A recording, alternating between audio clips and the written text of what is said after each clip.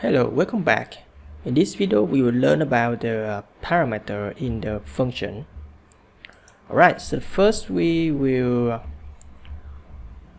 see an example for the default parameter.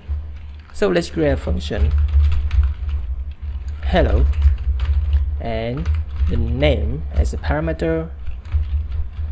The data is string and we can use the equal symbol with a default value like a user, like this, and then we log the name hello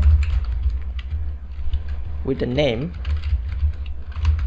like this.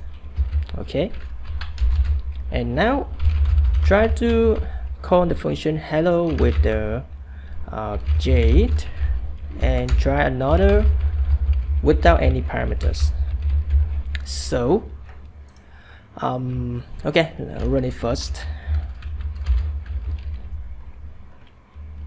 So the first one is hello j and the second one is hello user. So you can see here, if we don't put any parameter inside the function, it will get the default value that we assign it for the name first to the console log here. But if you assign a new value for the name from the parameter here, it will get the new value that received from the parameter. Okay, so this is the default value for the parameter. And now let's change in the parameters of the hello. Use the spread operator and a variable named student names. So you can see it ends with s. Okay, so it means that this variable is a hello function has multiple parameters. Okay, so we can log the hello plus the student name like this, and you can add multiple parameter.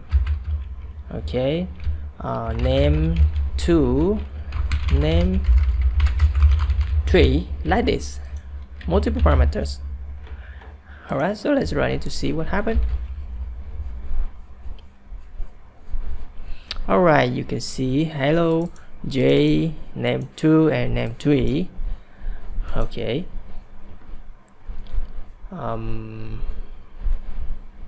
so in the body of the hello function, if you want to get every item of the student name, you can create a variable, maybe item 1 equal student name 0, like this. Okay, as you can access every item like an array, like this, in case you want to get every item to process more.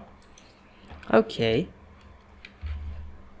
and then we will create another parameters like if we hello id is a number and the name is a string, and mail with a question mark, like this. So the parameter with a question mark like this is an optional parameter. So that means we can input this parameter, or we don't want to add. Okay, so in here we can log the id. Okay, id, and then we can log the name plus name, and for the last one we check if the mail is not undefined. Okay, undefined, that means we input the mail, so we will print it out mail plus mail, like this. Okay, so we can call the hello with 1 and Jade, and then the mail. Okay, and another one we can put a 1 and the J2, and you don't put any mail here. So let's run it. Alright, and you can see for the ID 1 we have J and the mail, and for the next one we have only the J2 and the ID, not have the mail.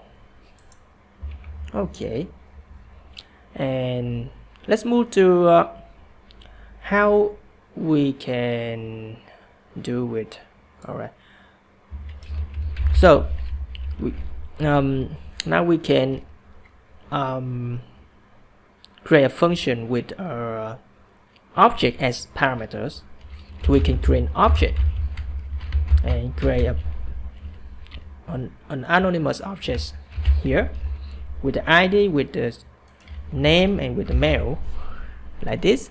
And inside the function we can access the ID via objects like this, and also for the name and also for the mail. Okay,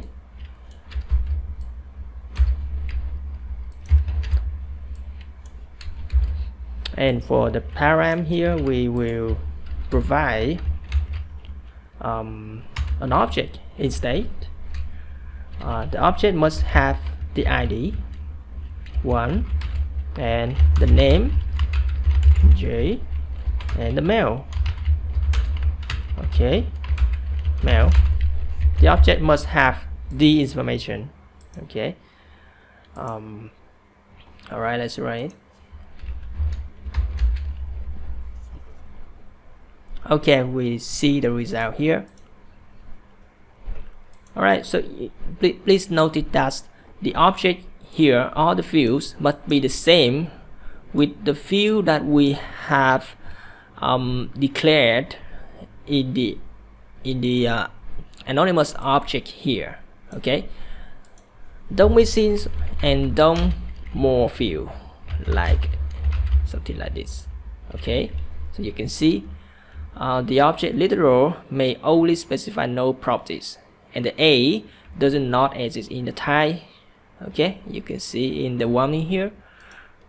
Alright, so that's all for the parameters of the function. Alright, that's it for this video. Thanks for watching and see you in the next video.